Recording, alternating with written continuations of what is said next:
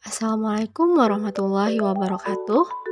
Kami dari kelompok 2 Pembelajaran Bahasa Indonesia di Sekolah Dasar Ruang 001 semester 4 akan membahas mengenai dimensi-dimensi pembelajaran bahasa abad 21. Marilah kita simak video berikut ini. Baik, sebelumnya apakah teman-teman mengetahui apa itu belajar? Nah, belajar merupakan suatu proses atau upaya yang dilakukan oleh setiap individu untuk mendapatkan perubahan tingkah laku, baik dalam bentuk pengetahuan, keterampilan, dan nilai positif sebagai suatu pengalaman dari berbagai materi yang telah dipelajari. Belajar juga dapat diartikan sebagai segala aktivitas psikis yang kemudian dilakukan oleh setiap individu. Nah, tujuan belajar adalah untuk meningkatkan dan memperoleh tingkah laku manusia dalam bentuk keterampilan, pengetahuan, dan sikap positif. Nah, teman-teman, bisa kita simpulkan bahwa belajar merupakan suatu proses atau upaya yang dilakukan setiap individu untuk mendapatkan perubahan tingkah laku, baik dalam bentuk pengetahuan, keterampilan, sikap, dan nilai positif. Konsep dasar dimensi belajar. Nah, konsep dasar dimensi belajar terbagi menjadi 3 bagian. Yang pertama, belajar sebagai sebuah tujuan. Yang kedua, belajar sebagai sebuah proses. Yang ketiga, belajar sebagai produk. Nah, belajar sebagai sebuah tujuan melibatkan pencapaian hasil tertentu, seperti memperoleh pengetahuan baru, meningkatkan keterampilan, atau mencapai pemahaman yang lebih dalam tentang suatu subjek atau konsep. Tujuan belajar dapat bervariasi dari individu ke individu, tergantung pada kebutuhan, minat, dan aspirasi mereka. Kemudian, belajar sebagai sebuah proses. Nah, belajar adalah sebuah proses dinamis di mana individu memperoleh pengetahuan, keterampilan, dan pemahaman baru melalui interaksi dengan informasi, pengalaman, dan lingkungan mereka. Ini melibatkan pengamatan, refleksi, eksperimen, dan praktik yang berkelanjutan untuk mengembangkan pemahaman yang lebih dalam dan kemampuan yang lebih baik. Kemudian, belajar sebagai produk. Belajar sebagai produk adalah hasil dari proses belajar yang dapat diukur atau diamati dalam bentuk pengetahuan, keterampilan, atau pemahaman yang dimiliki oleh individu setelah melalui pengalaman belajar. Produk belajar dapat berupa prestasi akademis, proyek kreatif, atau kemampuan yang terukur seperti kemahiran berbahasa atau keahlian dalam menggunakan perangkat lunak tertentu. Dimensi belajar sebagai tujuan berupa pembelajaran yang menyenangkan dan menginspirasi. Tentunya, setiap peserta didik mengharapkan proses pembelajaran itu terjadi secara menyenangkan dan tidak membosankan bagi mereka, karena sejatinya anak-anak itu suka atau menyukai hal-hal yang menyenangkan dan hal-hal yang bisa mengacu mereka untuk tetap semangat dalam belajar. Nah, di sini guru juga harus bersikap dan berpikir bagaimana caranya dia menciptakan sebuah pembelajaran yang menyenangkan bagi anak didiknya. Kemudian, murid cerdas.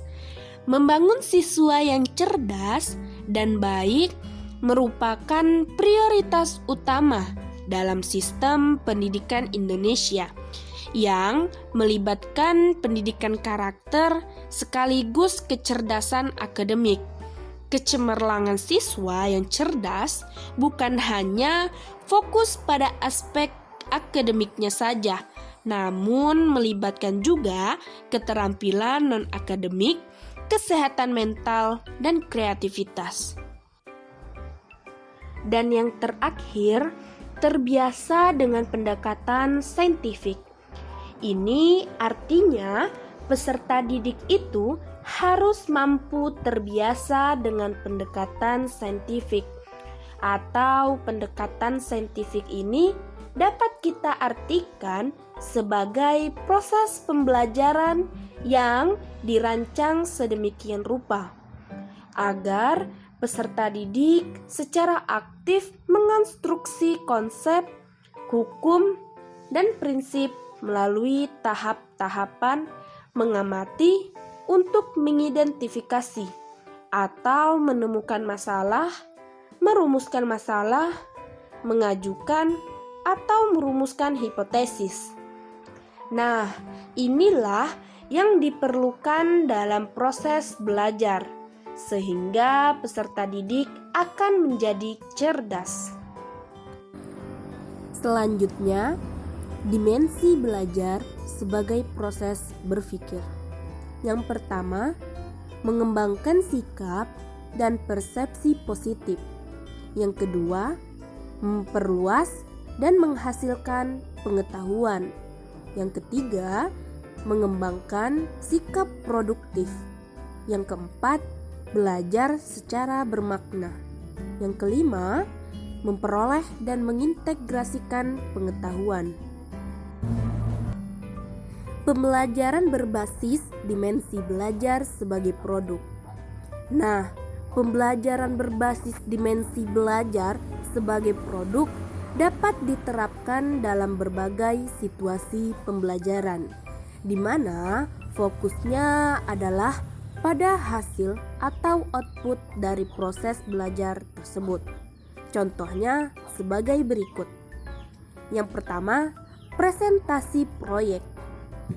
Seorang siswa membuat presentasi tentang sejarah, sebuah peristiwa penting dalam sejarah dunia. Presentasi ini merupakan hasil dari proses belajar yang melibatkan riset, analisis, dan sintesis informasi. Siswa harus memahami secara mendalam tentang peristiwa tersebut dan menyajikannya dengan jelas dan persuasif. Yang kedua, karya seni. Seorang siswa seni membuat lukisan yang menggambarkan perasaannya tentang lingkungan sekitarnya. Lukisan ini merupakan produk dari proses belajar yang melibatkan pengamatan, eksplorasi, dan ekspresi diri. Melalui lukisan tersebut, siswa dapat mengekspresikan pemahaman dan pandangannya tentang lingkungan. Yang ketiga, penulisan esai. Seorang mahasiswa menulis esai tentang dampak teknologi terhadap kehidupan sehari-hari. Esai ini merupakan hasil dari proses belajar yang melibatkan pemahaman tentang konsep-konsep teknologi modern dan analisis terhadap dampaknya. Melalui esai tersebut, mahasiswa dapat menunjukkan pemahaman dan pemikirannya yang kritis tentang isu tersebut. Dan yang keempat, produk inovatif. Seorang siswa teknik membuat prototipe mesin pengolah limbah plastik. Prototipe ini merupakan produk dari proses belajar yang melibatkan pemahaman tentang teknologi, pengolahan limbah, dan kemampuan untuk merancang solusi inovatif. Melalui prototipe ini, siswa dapat menunjukkan keterampilan teknis dan kreativitasnya. Dalam semua contoh di atas, pembelajaran berbasis dimensi belajar sebagai produk menekankan pada hasil yang konkret dihasilkan oleh individu sebagai hasil dari proses belajar. Hal ini membantu meningkatkan motivasi dan tanggung jawab individu terhadap pembelajaran karena mereka dapat melihat hasil yang konkret dari upaya belajar mereka sendiri. Nah, selanjutnya saya akan menjelaskan mengenai konsep dan teori pembelajaran bermakna dalam pembelajaran bahasa. Sebelum itu, saya ingin bertanya, apakah teman-teman tahu apa itu pembelajaran bermakna? Jadi, pembelajaran bermakna adalah proses pembelajaran di mana siswa terlibat secara aktif dalam memahami, mengaitkan, dan mengaplikasikan konsep-konsep baru dalam konteks yang relevan dan bermakna bagi mereka. Ini berfokus pada pemahaman mendalam dan keterlibatan siswa yang lebih aktif daripada hanya sekedar menghafal informasi. Pembahasan kita selanjutnya mengenai teori pembelajaran bermakna. Teori pembelajaran bermakna adalah teori yang digagaskan oleh David Ausubel. Pembelajaran bermakna adalah suatu proses belajar di mana informasi baru dihubungkan dengan struktur pengetahuan yang sudah kita miliki. Konsep kunci dalam teori kognitif Ausubel adalah bahwa belajar harus bersifat meaningful atau penuh makna. Ia mengatakan bahwa perolehan seperangkat ilmu pengetahuan tidak mungkin terjadi jika tidak dilakukan dengan cara meaningful learning. Belajar harus melibatkan proses-proses mental secara aktif, menjadi bagian dari suatu proses belajar. Langkah-langkah dalam menerapkan pembelajaran bermakna antara lain seperti menentukan tujuan pembelajaran, melakukan identifikasi terkait karakteristik siswa, memilih materi pelajaran, dan memperkuat organisasi kognitif. Nah, dari penjelasan tadi dapat kita simpulkan bahwa teori pembelajaran bermakna, Ausubel menekankan bahwa pembelajaran haruslah memiliki makna dengan menghubungkan informasi baru dengan pengetahuan yang sudah ada. Proses aktif mental penting dalam pembelajaran, dan langkah-langkahnya meliputi menetapkan tujuan, mengidentifikasi siswa, memilih materi, mengatur konsep inti, dan memperkuat organisasi kognitif. Baik, materi kita selanjutnya mengenai teori pembelajaran bermakna dalam pembelajaran bahasa.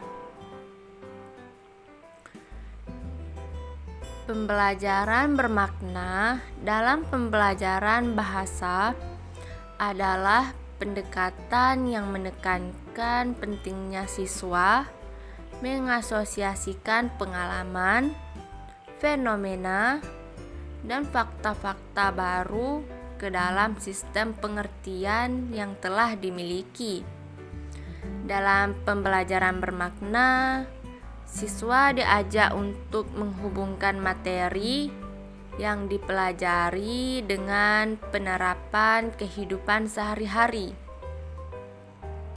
Salah satu contohnya adalah pada pembelajaran bahasa Indonesia, siswa mencari karya puisi atau cerpen dari internet dan belajar tentang hal-hal yang terkait dengan karya tersebut.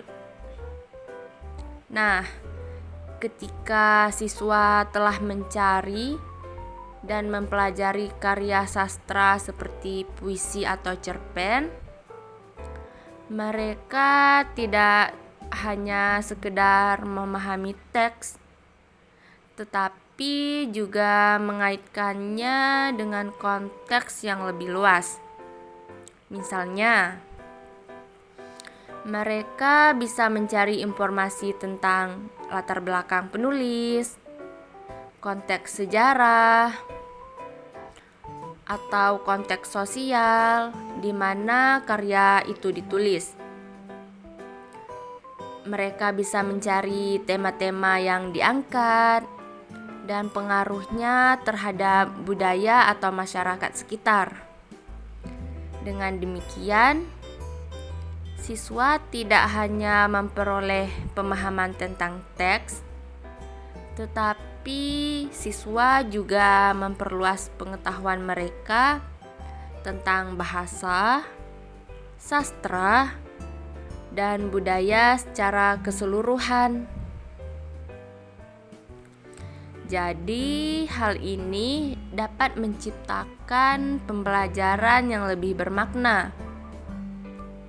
Mengapa demikian? Karena siswa dapat mengaitkan apa yang mereka pelajari dengan pengalaman dan pengetahuan yang sudah ada dalam kehidupan sehari-hari mereka. Nah, dengan begitu, siswa dapat melakukan pembelajaran bermakna dalam pembelajaran bahasa. Pembelajaran bahasa secara terintegrasi di sekolah dasar. Pembelajaran bahasa secara terintegrasi di sekolah dasar merupakan pendekatan pembelajaran yang didasarkan pada penggunaan bahasa sehari-hari, baik secara formal maupun tidak formal, di mana setiap aspek bahasa saling terkait. Pendekatan ini memungkinkan siswa untuk mengembangkan kemampuan berbahasa dalam konteks yang lebih luas, seperti membaca, menulis, dan berkomunikasi. Beberapa pendekatan yang digunakan dalam pembelajaran bahasa terintegrasi di SD antara lain: yang pertama, pendekatan struktural; yang kedua, pendekatan terpadu atau integratif; yang ketiga, pendekatan berbasis teks. Pendekatan-pendekatan ini bertujuan untuk meningkatkan kemampuan siswa dalam menggunakan bahasa Indonesia secara efektif dan menyeluruh dalam kehidupan sehari-hari. Dengan pendekatan terintegrasi, siswa dapat mengembangkan keterampilan berbahasa mereka secara holistik dan kontekstual. Baiklah, itulah yang dapat kelompok kami sampaikan. Atas perhatiannya, kami ucapkan terima kasih. Wassalamualaikum warahmatullahi wabarakatuh.